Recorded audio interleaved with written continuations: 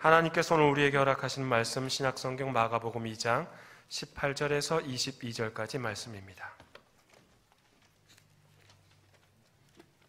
마가복음 2장 18절에서 22절까지 말씀이 하나님의 계시의 말씀을 한 목소리로 받들어 읽겠습니다. 요한의 제자들과 바리새인들이 금식하고 있는지라 사람들이 예수께 와서 말하되 요한의 제자들과 바리새인의 제자들은 금식하는데 어찌하여 당신의 제자들은 금식하지 아니하나이까? 예수께서 그들에게 이르시되 혼인집 손님들이 신랑과 함께 있을 때에 금식할 수 있느냐? 신랑과 함께 있을 동안에는 금식할 수 없느니라.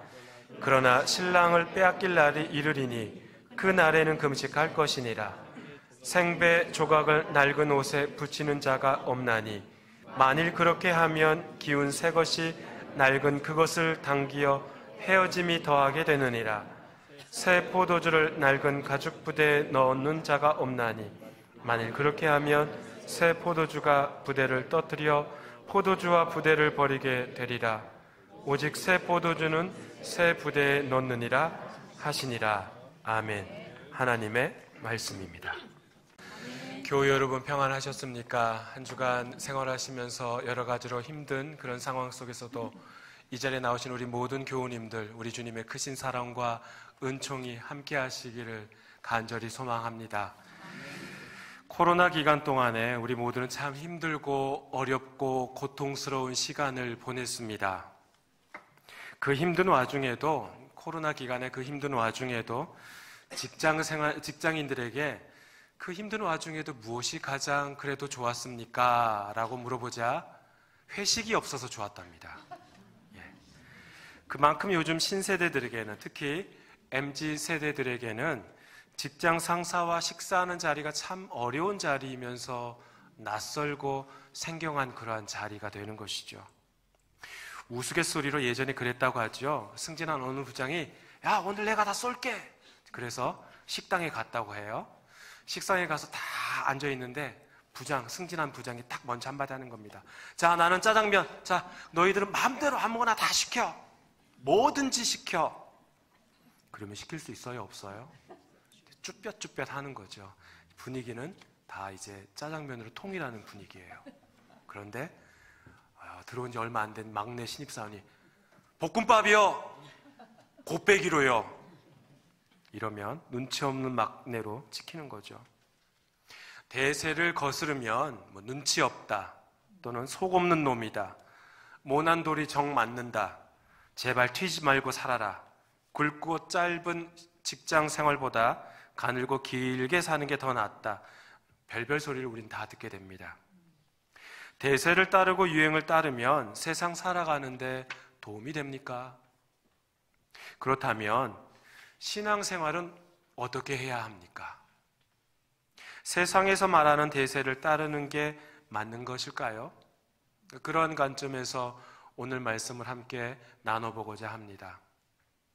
오늘 말씀의 제목은 사람들의 금식과 제자들의 예수님의 금식입니다. 한번 따라해 볼까요? 사람들의 금식과 예수님의 금식. 사람들의 금식과 예수님의 금식. 조금 더 정확히 말씀드리면 사람들이 생각하는 금식과 예수님께서 생각하는 금식입니다. 지난주 말씀에서 예수님께서 세리 레위를 부르시는 그 장면이 나오죠. 수많은 무리들에게 예수님께서 말씀을 전하십니다. 그 말씀을 전하신 다음에 그 큰 무리들 중에서 어느 한두 사람을 눈여겨보았다가 그들 중에 제자를 삼으실 법도 한데 그들에게는 그냥 말씀을 전하시고 그걸로 그치셨다는 거죠.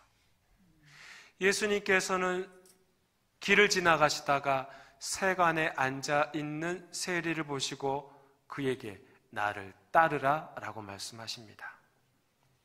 레위는 무리들 틈에 끼어 하나님의 말씀, 예수님의 말씀을 듣던 사람이 아니었습니다. 그러니까 영적으로 갈급함이나 사모함이 있었던 게 아니죠. 그는 그저 세간에 앉아서 지나가는 행인들을 보고 그들에게 어떠한 세금을 붙일까 골똘히 생각했던 사람이 레위였습니다. 그런 그에게 예수님께서 그를 부르시고 제자 삼으셨던 것이죠. 세리 입장에서 한번 생각해 보시죠. 이게 얼마나 기가 막히고 놀라운 은총입니까? 기쁨을 주체할 수 없었던 레위는 그의 직장 동료들과 그가 아는 모든 지인들을 함께 불러서 예수님을 식사 자리로 초대하여서 식사를 합니다. 이 모습을 본 바리새인의 서기관들이 지켜보게 된 것이죠. 제가 말씀드렸죠. 이 서기관들은 예수님의 말씀을 사모하여 귀 기울이며 듣던 자들이 아닙니다. 꼬투리 하나라도 잡히면 그 건수 하나 가지고 내가 너 가만두나 봐라. 옳거니 잘 걸렸다. 그런 마음, 그런 음흉한 마음으로 예수님 주변을 돌던 자들입니다. 이때 예수께서 세리와 죄인들과 식사를 함께 하시죠. 옳거니 잘 됐다. 그걸 놓치지 않고 이 바리새인의 서기관들이 예수님의 제자들에게 질문을 합니다. 예수건 어떻게 죄인들과 세리들과 함께 식사를 할 수 있느냐? 그 질문을 하게 된 거죠. 부정한 사람들로 낙인 찍힌 그 세리들과 죄인과 연합하기 위해 이 땅에 오신 예수님은 연합이란 뜻을 지닌 그 레위를 제자로 부르셔서 그들과 함께 하시는 것이죠. 그런데 이 서기관들은 아직도 옛 관습에 젖어 헤어나오질 못하는 겁니다. 그러니까 대세가 율법주의라는 거죠. 종교 기득권자들은 그 대세를 따르라는 것이고 예수님은 그 대세에 저항하고 있는 상황인 겁니다. 오늘 말씀도 지난주 말씀의 내용과 그대로 이어집니다. 우리 18절 말씀 함께 읽어보겠습니다.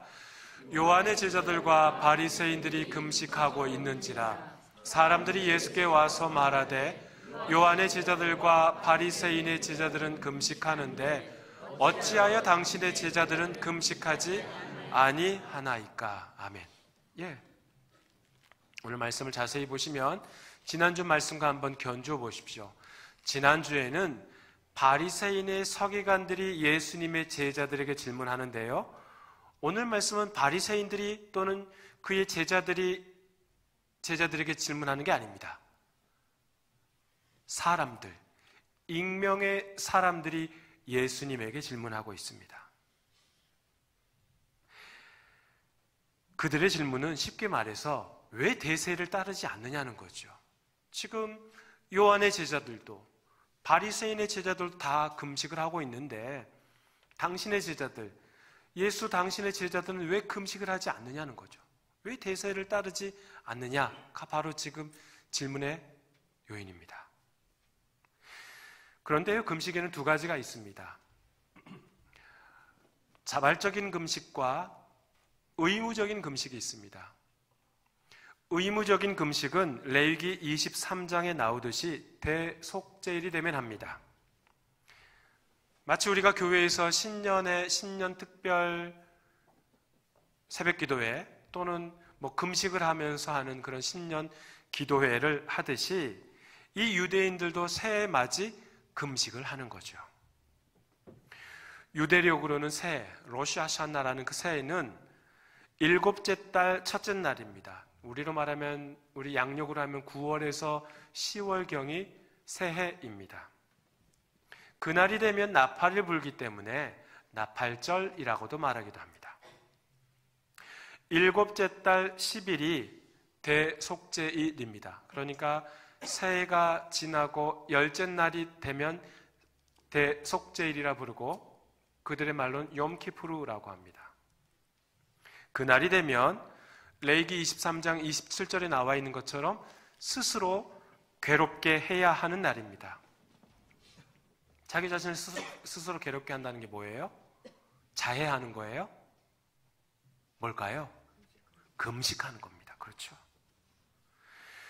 음식을 먹지 않고 기도하며 한 해를 시작한다는 겁니다. 이게 의무적인 금식입니다. 1년에 딱 한 번 하는 금식. 여러분, 레위기 23장 말씀을 보면 스스로 괴롭게 하지 아니한 백성 중, 그렇게 스스로 금식, 스스로 괴롭게 하지 아니하는 백성은 끊어질 것이다 라고 합니다. 곧 그 말이 뭐예요? 금식하지 않으면 죽는다 라는 뜻이에요. 하루 금식 안 하면 죽음을 각오해야 하는 그때, 만약에 여러분이 그때 태어났더라면 얼마나 힘듭니까? 한 끼도 아니고 두 끼도 아니고 세 끼, 하루 종일 금식해야 되는데 그때 태어나지 않은 게 얼마나 감사하십니까? 하나님을 찬양합니다. 그렇죠? 네. 또 하나는 자발적인 금식입니다. 누가복음 18장 12절 말씀 읽어보겠습니다. 나는 일해에 2번 금식하고 또 소득의 11조를 드리나이다 하고, 이 말씀은 바리새인이 자랑스럽게 기도하는 내용 중에 일부입니다. 일주일 중에 2번, 그러니까 주 2회 금식을 한다는 거죠. 보통 학자들은 월요일과 목요일에 이 유대인들이 금식을 하였다라고 합니다. 이게 지금 자발적인 금식입니다. 이 금식의 목적은 하나님의 나라, 구원의 때가 빨리 오기를 바라는 마음으로 하는 금식입니다. 제가 이제 여러분께 여쭤볼게요. 예수님이 이 땅에 오심으로 인해 하나님의 나라가 임했습니까? 아직 오지 않았습니까? 다시 한번 여쭤보겠습니다. 예수님께서 이 땅에 오심으로 인해 하나님의 나라가 임했습니까? 아직 안 왔습니까? 네, 예수님께 공생애를 시작하시기 전에 말씀하시지요. 하나님의 나라가 가까이 왔으니 회개하라, 복음을 믿으라 라고 말씀하시죠. 하나님의 나라가 이미 왔어요. 그러나 아직 완성된 것은 아니죠. 그러면 이제 다시 여쭤볼게요. 이번엔 더 쉬운 거예요. 하나님의 나라가 왔어요. 임했어요. 그런데 유대인들이 하나님의 나라가 오기를 간구하며 금식하며 기도하는 것은 이상한 일입니까? 극히 정상적인 일입니까? 이상한 일이죠. 하나님의 나라가 예수님을 통해서 이미 왔어요. 그런데 지금 유대인들은 하나님의 나라가 오게 하여 주옵소서, 구원의 때가 오게 하여 주옵소서라며 주 2회 월 8회 1년이면 몇 번이에요? 계산해 보세요. 그렇게 지금 자발적인 금식을 하면서 기도를 한다는 겁니다. 이상한 일이죠. 그런데 사람들은 지금 예수님에게 당신의 제자들은 금식을 왜 안 하냐고 지금 질문하고 있는 것이죠. 아까도 말씀드렸습니다. 지금 질문하는 사람이 바리새인들이 아니에요. 바리새인의 제자들이 아니에요. 익명의 사람들입니다. 한번 상상해 보십시오. 요한의 제자들도 금식하고 있고 바리새인의 제자들도 금식하고 있는데 왜 당신의 제자들은 금식하지 않습니까? 라고 지금 사람들이 그렇게 예수님에게 질문하고 있는 거예요. 그러면 이때 옆에서 배를 쫄쫄 굶고 있는 이 요한의 제자들과 바리새인의 제자들은 어떠한 반응을 했을까요? 그 질문을 듣고 어떠한 반응을 했을까요? 1번 슬프다, 2번 악에 바친다, 3번 고맙다. 뭐예요? 고맙다죠. 바리새인 자기들이 직접 질문하고 싶었던 그 질문을 익명의 사람들이 대신 예수님에게 질문해 주고 있으니 이게 얼마나 고마운 일입니까? 정말 배만 좀 불렀더라면 이들 좀 잡고 볼에 뽀뽀하고 싶은 그런 마음 들지 않겠습니까? 내가 하고 싶었던 질문을 너네가 해주고 있구나. 정말 고맙다. 그런 마음 들겠죠. 그런데요, 의무적인 금식이든 또는 자발적인 금식이든 참된 금식의 목적이 무엇입니까? 몸을 스스로 괴롭혀 그것을 통해 우리가 불쌍한 존재임을 하나님 좀 알아주십시오. 그겁니까? 하나님, 제가 지금 일주일에 2번 금식해요. 한 달이면 8번 금식해요. 그렇게 금식하고 너무 힘들어요. 하루 한 끼도 힘든데 이렇게 일주일에 2번씩이나 6끼를 금식하고 있습니다. 이런 거 좀 주님 알아봐 주십시오. 그렇게 마음을 드러내는 것이 참된 금식입니까? 아니면 과거의 잘못을 기억하고 회개하라는 뜻입니까? 금식이란 내 안에 있는 내부의 에너지를 모두 다 소진시키고 외부로부터, 바깥으로부터 들어오는 에너지를 막는 거죠. 바깥으로부터 들어오는 에너지를 차단하는 겁니다. 그러면서 전적으로 누구만을 의지하는 겁니까? 하나님만 의지하는 거죠. 그게 참된 금식이죠. 내 안에 모든 에너지를 다 소진시킵니다. 바깥으로부터 들어오는 에너지를 막아버립니다. 차단시켜버립니다. 그리고 하나님만을 의지하는 것이 참된 금식이죠. 이러한 금식을 통하여 우리가 본디 어떤 존재이었는가를 알 수 있게 되는 거죠. 하나님께서는 아담을 흙으로 지으셨습니다. 흙과 같은 존재, 먼지와 같은 존재, 아무것도 아닌 존재가 바로 인간이라는 거죠. 금식이란 밖으로부터 들어오는 에너지를 차단하여 옛 자아는 죽고 흙으로 지음받은 인간이 전적으로 하나님만을 의지하는 행위입니다. 그리고 또 한 가지 의미가 있습니다. 이 금식을 통하여 나를 구원하여 주시는 분이 오직 하나님 한 분뿐이시고 내가 구원에 기여하는 바는 하나도 없다라는 것을 고백하는 뜻입니다. 그런데 요한의 제자들과 바리새인들은 이런 자발적인 금식을 하면서도 사람들을 통해 왜 예수님의 제자들은 금식하지 않느냐라고 지금 질문을 하고 있는 거죠. 금식으로 하나님의 마음을 감동시키고자 하는 겁니다. 매주 2번씩 금식하면서 하나님께 칭찬받고 싶은 거지요. 내가 생각해 보십시오. 6끼 굶었다고 그래서 그게 칭찬받을 일입니까? 그런 것으로 하나님께서 감동하실 일입니까? 사랑하는 교우 여러분, 금식이 나쁘다는 게 아닙니다. 금식에 대한 제대로 된 이해가 없다면 우리가 한번 깊이 생각해 보자는 그런 말씀입니다. 그저 관습에 따라 그저 대세가 그리스도인이라면 금식하고 말씀 읽고 기도하는 게 유행이니 그대로 한번 따라 해보자. 그런 것이라면 참된 금식이 아니라는 뜻이죠. 이번 부임 신방을 하면서 교우님들의 전반적인 신앙생활에 대해 지금 여쭙고 있습니다. 여러 가지 말씀을 이렇게 교우들께 이렇게 여쭐 때 혹시 그런 생각할 수 있을 것 같아요. 김 목사 무슨 호구조사하는 거야? 저는 이제 온 지 6개월밖에 안 됐으니 여러분들은 여기서 신앙생활 오래 하셨고 제가 여러분에게 이것저것 좀 여쭤볼 수 있는 거잖아요. 그렇죠? 어디서 신앙생활 하셨고 부모님은 어디서 또 신앙생활 하고 계시고 여러분이 이 교회가 처음이 아니라면 어디서 또 신앙생활 하셨는지 여기서 신앙생활이 처음이라면 어떻게 신앙생활 하셨는지 목사 입장에서 궁금할 수 있잖아요. 그렇죠? 그래서 하나하나 적어놓고 또 기도하고 또 우리 구역원들 또 우리 형제 자매들 위해서 또 우리 자녀손들 위해서 기도할 수 있는 거잖아요. 여러 가지 이제 질문하다가 제가 아주 재미있는 이야기를 하나 듣게 되었습니다. 너무 재미있는 이야기를 듣게 되어서 같이 듣고 싶어서 제가 그분께 이거 좀 제가 교우들에게 예화로 좀 써도 되겠습니까? 허락해 주셨습니다. 네. 어느 한 교우께서 경상북도의 어느 한 지역에서 신앙생활을 하셨대요. 근데 그 교회는 아주 보수적인 교회였답니다. 주일에는 절대 돈을 쓰면 안 되는 교회. 그러니까는 소비 활동을 전혀 할 수 없는 교회였어요. 그러니까는 식사도 식당에서 나가서 사 먹을 수가 없고요. 아마도 버스도 탈 수 없는, 모르겠어요. 걸어서 올 수 있는 건지. 여하튼 굉장히 예전의 전통을 고수하는 그런 교회라는 게 느껴지지 않습니까?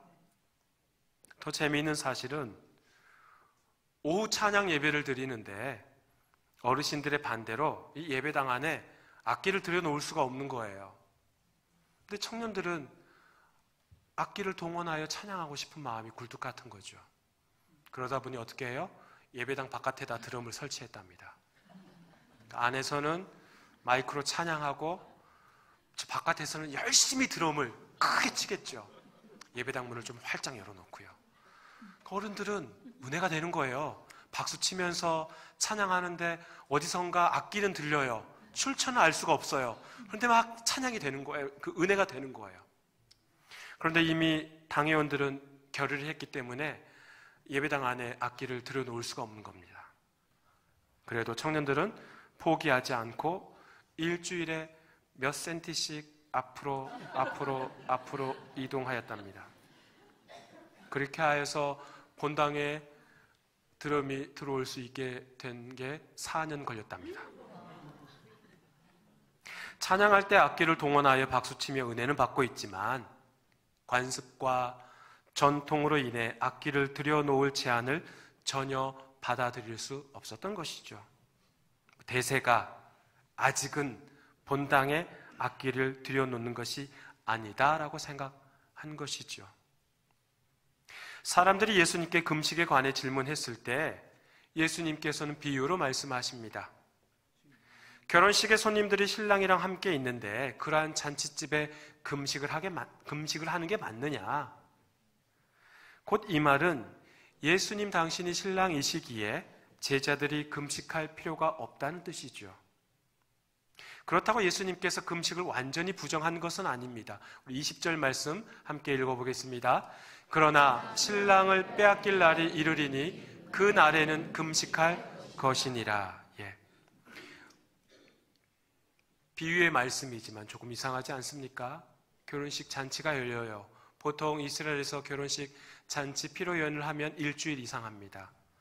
일주일 동안 결혼식에서 결혼식 피로연을 하는데 신랑도 있고 손님들도 있겠죠. 잔치가 다 끝났어요. 그럼 누가 돌아갑니까? 손님이 돌아가는 것이죠. 손님이 돌아가야 하는데 결혼식이 끝났는데 신랑을 빼앗길 날이 이른답니다. 이 이야기를 듣고 있는 청중은 깜짝 놀라는 거죠. 아니, 결혼식이 끝나면 손님들이 돌아가야지 왜 신랑을 빼앗겨? 이게 무슨 날벼락인가? 그렇게 생각하겠죠. 빼앗기다는 단어 아파르테트는 이사야 53장 8절에 나오는 끌려가다는 에르테라는 동사와 뿌리가 같습니다. 즉 이사야 53장은 고난받는 여호와의 종의 이야기입니다. 그러니까 여호와의 종의 이야기와 여호와의 종의 그 죽음과 예수님의 죽음을 연결하고 있는 것이죠. 신랑을 빼앗기는 날이 언제입니까? 예수께서 십자가에서 죽으시는 날이 신랑을 빼앗기는 날입니다. 신랑을 빼앗기는 날이 오면 그땐 금식을 하라는 겁니다. 예수님께서는 금식을 부인하신 게 아니라 금식을 해야 하는 새로운 때를 알려주시는 것이죠. 니들은 구원의 때가 빨리 오기를 바라면서 자발적인 금식, 주 2회, 월 8회 금식하고 있는데 이미 메시아인 내가 왔는데도 너희는 지금 그렇게 금식을 하고 있느냐? 지금은 금식할 필요가 없다. 내가 종교 기득권자들에게 끌려갈 때, 십자가에서 죽을 때 그때 금식하면 된다고 예수님께서 비유로 말씀해 주십니다. 그렇습니다. 사람들이 생각하는 금식의 때, 사람들이 생각하는 금식과 예수님께서 생각하시는 금식은 전혀 다릅니다. 사람들이 생각하는 금식은 하나님의 때가 빨리 오기를 바라는 마음으로 자발적인 그런 금식을 하였던 것이죠. 이에 반해 예수께서 생각하시는 금식은 이미 하나님의 때가 왔다. 결혼식에 신랑으로 이미 신랑이 왔으니 지금은 잔치할 때라 이라는 거죠. 그러나 신랑이 끌려가는 그 날이 오면, 십자가에서 죽음이 닥치면 그때 금식하라는 겁니다. 너희들은 대세에 따라 금식을 하고 있지만 그것은 참된 금식이 아니다라는 것을 말씀하고 있으시는 거죠. 사랑하는 교회 여러분, 그렇습니다. 아무리 우리가 자발적인 금식을 한다고 해서 하나님께서 기뻐 받아주시는 것이 아닙니다. 그러한 금식은 그저 보여주기식의 금식일 뿐이지요. 진정한 금식은 예수님의 죽음 앞에 자신의 모든 것을 내려놓고 인간이란 흙으로 지음받은 우리가 아무것도 아닌 존재임을 깨닫게 되는 것이죠. 그리고 희생될 동물에게 손을 얹어 인간의 죄를 전가하고 대신 죽었듯이 예수님의 죽음을 우리의 죽음으로 받아들이는 것이 참된 금식입니다. 십자가 밑에서 우리도 함께 금식할 수밖에 없는 거죠. 왜 그렇죠? 우리 주님의 죽으심이 곧 나의 죽음이기 때문입니다. 우리 예수님의 죽으심이 곧 우리의 죽음이기 때문입니다. 또한 그분의 부활이 나의 부활, 우리의 부활로 고백되는 것이기 때문입니다. 그 십자가 밑에서 너희는 금식하여라. 그 금식을 통해 내가 너희를 아버지 하나님의 자녀로 완전히 삼아주겠다. 구원받은 백성으로 만들어 주겠다라는 선포 아니겠습니까? 할렐루야. 예수님께서 또 다른 비유로 말씀하십니다. 유대인들의 그런 자발적인 금식을 지킬 필요가 없다는 것을 옷 수선과 포도주 보존에 관한 일반적인 지식에 근거하여 설명하십니다. 생배는 배를 새로 짜서 한 번도 빨래하지 않은 겁니다. 대단히 질기고 신축성이 좋습니다. 물에 빨면 줄어듭니다. 따라서 이러한 생배 조각을 헌 옷에 깁게 되면 이 새 생배 조각이 줄어들면서 낡은 옷의 천을 잡아당기게 되는 것이죠. 그럼 어떻게 되는 거예요? 찢어지게 되는 거죠. 새 포도주를 낡은 가죽 부대에 담으면 마찬가지로 터지게 되는 겁니다. 새 옷 조각과 새 포도주는 예수님을 통해 도래하게 된 하나님의 나라를 가리킵니다. 다시 말하면 이미 하나님의 나라가 임했는데 아직도 하나님의 때를 간구하며 금식하는 자들의 행태를 꼬집고 있는 것이죠.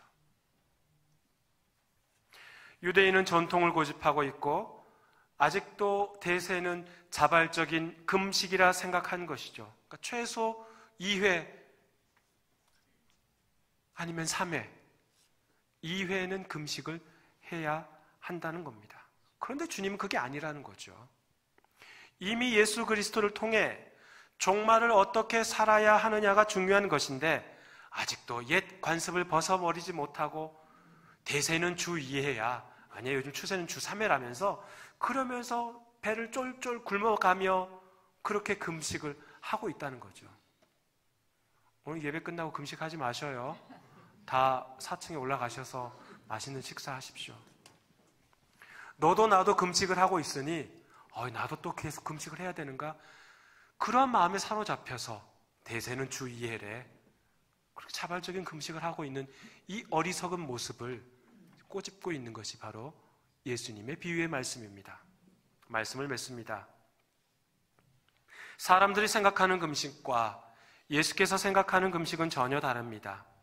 사람들의 금식은 자신들이 스스로 괴롭힘을 당해 어떻게 해서든 하나님의 때가 빨리 오기를 바라는 마음, 자신들을 스스로 괴롭혀 하나님의 나라가 빨리 도달시킬 수 있다라는 그런 자기 노력이 그 이면에 숨겨 있는 것이죠. 그런데 여러분, 사람이 부단히 노력하면 하나님의 나라가 확 하고 완전히 임합니까? 사람이 부단히 노력하면 하나님의 마음을 움직일 수 있습니까? 사람이 아무것도 하지 않으면 하나님께서 아무 일도 안 하십니까? 인간의 뜻대로 움직이고 움직이지 않는 신이라면 도대체 누가 신이고 누가 인간인 겁니까? 인간 위에 신이 있는 겁니까? 인간 아래에 신이 있는 겁니까? 신 아래에 인간이 있습니까? 신 위에 인간이 있습니까? 기억해야 합니다. 우리의 힘과 의지로 하나님의 마음을 움직일 수 없고 우리의 노력으로 주님을 감동시킬 수 있다는 착각에서 빠져나와야 합니다. 인간의 금식과 예수님의 금식이 전혀 다르듯 우리가 생각하는 것과 예수님께서 말씀하시는 것, 예수님께서 생각하시는 것은 전혀 다릅니다. 우리는 그저 주님의 말씀에 겸허히 순종하며 살아가야 합니다. 하나님의 때가 예수 그리스도를 통해 이 땅에 이미 임하였습니다. 그러나 아직 완성된 것은 아닙니다. 그저 인간의 고집으로 금식을 통해 하나님의 때를 기다리며 간구하는 그 어리석은 행위에서 벗어나 참된 금식, 먼지와 같은 존재인 우리를 위해 십자가에서 죽임당하신 예수 그리스도의 말씀 안에 순종하며 살아가는 것이 참된 금식입니다. 그러한 순종하며 살아가는 저와 여러분이 되시기를 간절히 소망합니다. 자발적인 금식처럼 겉으로만 번지르르하고 남이 보기에 신실해 보이는 그런 가식적인 모습은 벗어버리고 오직 예수 안에 참된 자유를 누리며 오직 성령 하나님의 충만함으로 만족하고 감사하며 살아가시는 저와 여러분이 되시기를 주의 이름으로 축원합니다. 하나님 아버지 감사합니다. 자발적인 금식이든 의무적인 금식이든 그들은 대세에 따라가려고 했던 자들입니다. 그러나 주님께서 이 땅에 오심으로 주님께서 신랑 되신 주님께서 이 땅에 오심으로 우리는 그 잔치를 누리면 될 뿐입니다. 그런데 이들은 아직까지도 자발적인 금식을 하며 자신들을 스스로 괴롭히며 하나님께 무엇인가 더 칭찬받고자 또한 자신들의 그런 부단한 노력으로 하나님의 나라가 이 땅에 빨리 임하기를 원했던 자들입니다. 하나님 혹여나 그러한 어리석은 행동이 우리 안에 있던 것은 아닌지요, 우리의 자화상은 아닌지 다시 한번 돌아보기를 원합니다. 아버지 하나님의 말씀 안에 참된 자유를 누리며 성령 하나님 안에 충만하신 주의 은혜를 누리며 살아가는 저희들의 삶이 되도록 주님 인도하여 주시옵소서. 예수님의 이름으로 기도하옵나이다. 아멘.